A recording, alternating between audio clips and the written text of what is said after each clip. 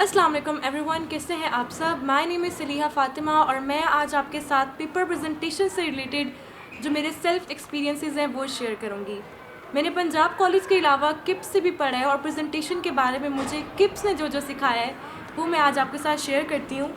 मेरे पास मेरा केमिस्ट्री का पेपर है राइट नाउ और इसमें मैं आपको दिखाती हूँ। मैं वीडियो के एंड पे इसकी पिक्चर्स लेके भी शेयर कर दूँगी, बट अभी जो जितना मैं आपको दिखा सकती हूँ वो मैं आपको दिखाती हूँ। पहली चीज़ ये होती है कि आपने हमेशा ब्लू मार्कर यूज़ करना होता है हेडिंग देने के लिए, ठीक है।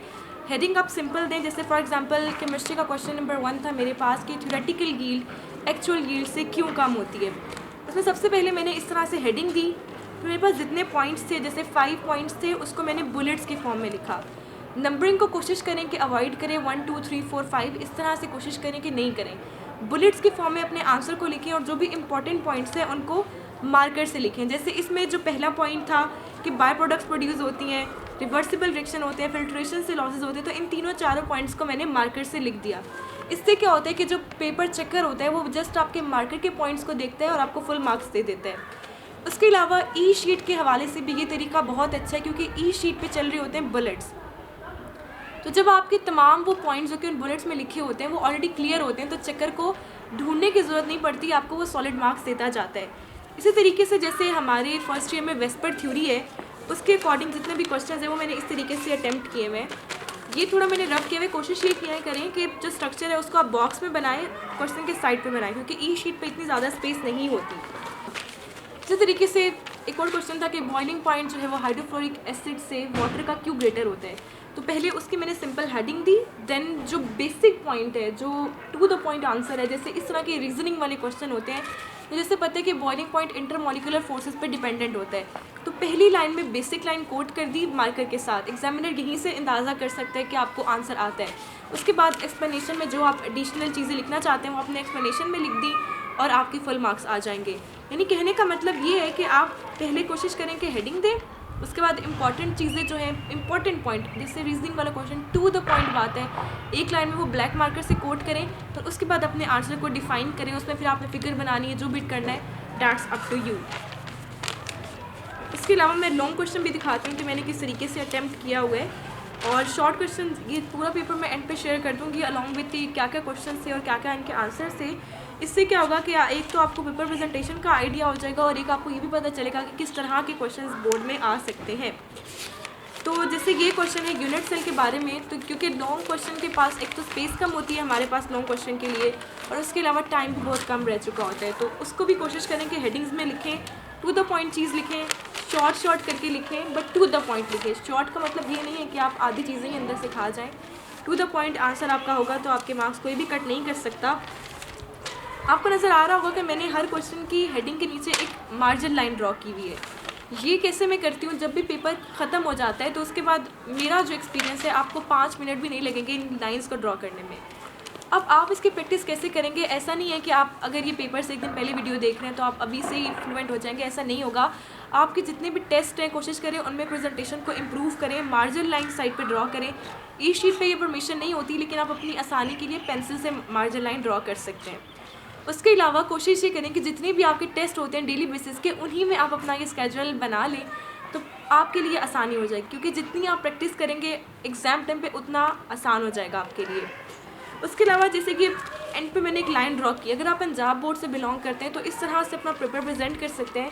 ई शीट में ये लाइंस वगैरह की स्पेस नहीं होती, लेकिन उसके अलावा जो आपके नॉर्मल टेस्ट होते हैं, कोई भी सेंडअप होते हैं या लाइफ का कोई भी एग्ज़ाम होता है, तो इस तरह की प्रेजेंटेशन आपको काफ़ी ज़्यादा जो है फ़ायदा दे देती है। बेसिक बात जो है वो मैंने यही कही है कि अपने क्वेश्चन को हेडिंग से स्टार्ट करें। हेडिंग को अंडरलाइन क्वेश्चन के साथ साथ नहीं करना, जब आपका पेपर ख़त्म हो जाए तो फिर हेडिंग को अंडरलाइन करें। कोशिश करें कि आपका क्वेश्चन जो है वो पॉइंट्स की फॉर्म में हो, पॉइंट्स को हमेशा बुलेट्स के साथ लिखिए। अगर रीजनिंग वाला क्वेश्चन तो जो टू द पॉइंट बात है वो पहली लाइन में कोट करें ब्लैक मार्कर्स के साथ, और उसके बाद नेक्स्ट क्वेश्चन को ब्रीफ करें। जो भी इंपॉर्टेंट टॉपिक्स आप क्वेश्चन में ऐड कर सकते हैं उन्हें आप ऐड करें। अब मैं आपके साथ डिस्कस करती हूँ कि मेरे केमिस्ट्री के पेपर में क्या क्या चीज़ें आई हुई थी और मैंने उनको क्या आंसर्स लिखे कि मुझे फुल मार्क्स मिले। तो पहला क्वेश्चन था कि थ्योरेटिकल यील्ड एक्चुअल यील्ड से क्यों कम है। तो ये आंसर आपके सामने है, इसको आप वीडियो को पॉज करके रीड कर सकते हैं। मैंने बेसिकली इसमें इंपॉर्टेंट चीज़ें लिखी हैं। पहली चीज़, inexperience workers, bio products produce होती हैं, कुछ रिएक्शंस रिवर्सिबल होते हैं, उसके अलावा मैकेनिकल लॉसेस जो कि फिल्ट्रेशन से होते हैं। एडिशनल चीज़ें जो मैंने लिखी हैं ये तमाम तीनों पॉइंट्स बुक के अंदर गिवन है। इम्प्योरिटीज़ जो कि रिएक्टेंट के अंदर प्रेजेंट होती हैं, और एक्सटर्नल कंडीशन जैसे कि पीएच या फिर टेम्परेचर।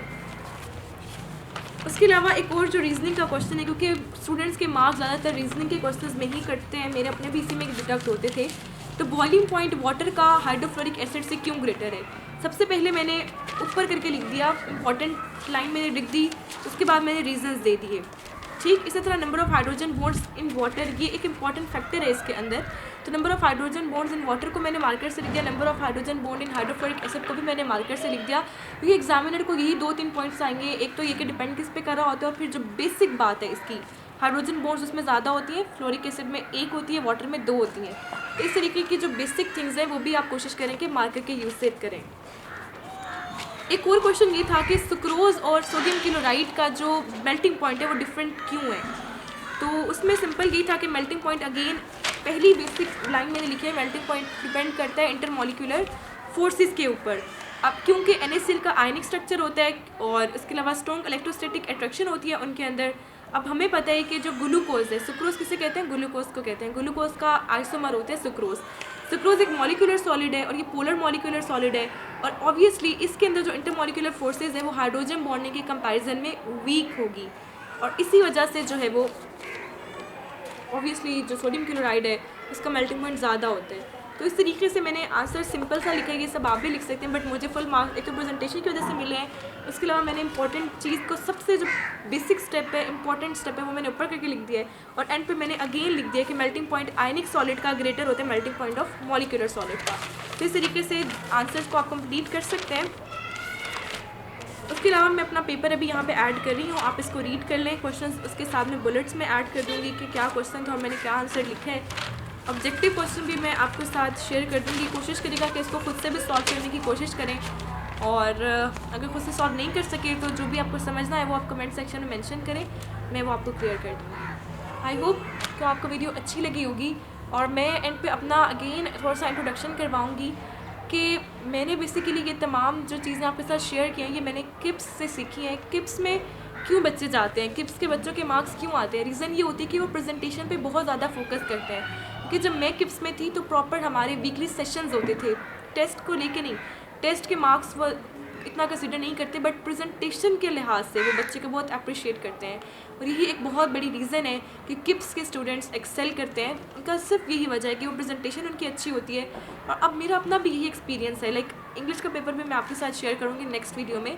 तो स्पेशली जो आर्ट्स सब्जेक्ट्स होते हैं ना, उनमें आपको प्रेजेंटेशन बहुत ज़्यादा एज दे देती है। कोशिश करें टू द पॉइंट चीज़ लिखें, इंपॉर्टेंट पॉइंट्स को बस हाईलाइट करना है, कोई टाइम नहीं लगता। प्रैक्टिस आपको हो तो आप ये आसानी से कर लेते हैं। बहुत से बच्चे, इनफेक्ट मेरी अपनी फ्रेंड्स मुझसे पूछती हैं कि बहुत ज़्यादा टाइम लगता है मार्कर चेंज करना वगैरह वगैरह। तो उसके लिए मैं क्या करती हूँ कि मैं I don't have marker right now, तो मैं मार्कर की जो कैप्स होते हैं उनको आई जस्ट इग्नोर। मैं बस मार्कर पकड़े होते हैं हाथ में, और जो चाहिए बस वो फ़ौरन से कर दो।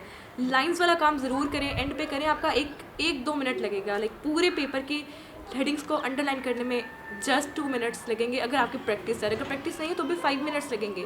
तो टेस्ट से अपनी ये प्रैक्टिस बनाएं तो इंशाल्लाह आहिस्ता आहिस्ता आपकी ये प्रैक्टिस बन जाएगी।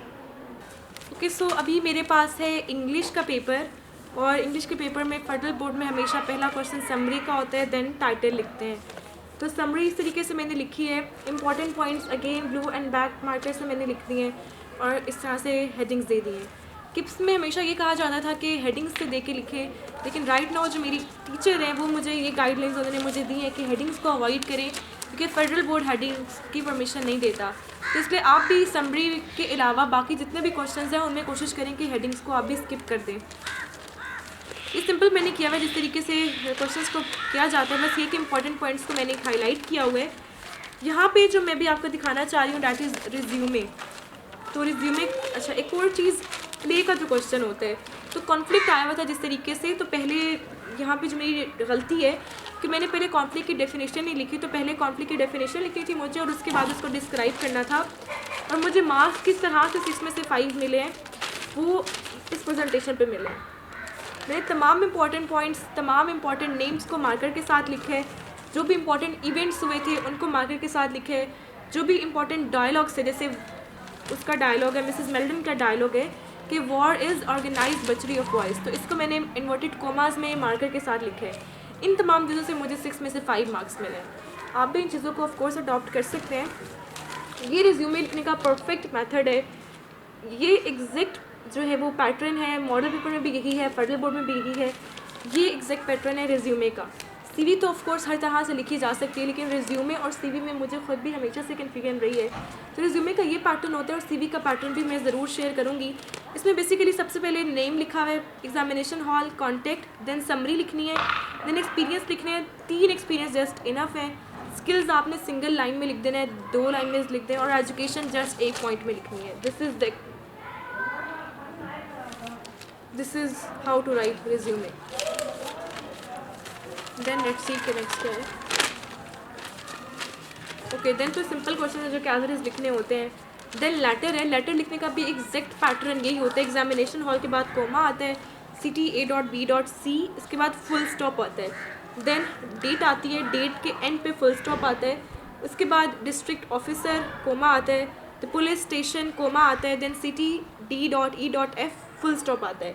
देन एक लाइन स्किप होती है, देन सब्जेक्ट आता है, देन अगेन एक लाइन स्किप होती है, देन रिस्पेक्टेड सर, और देन नेक्स्ट लाइन से ये स्टार्ट हो जाता है।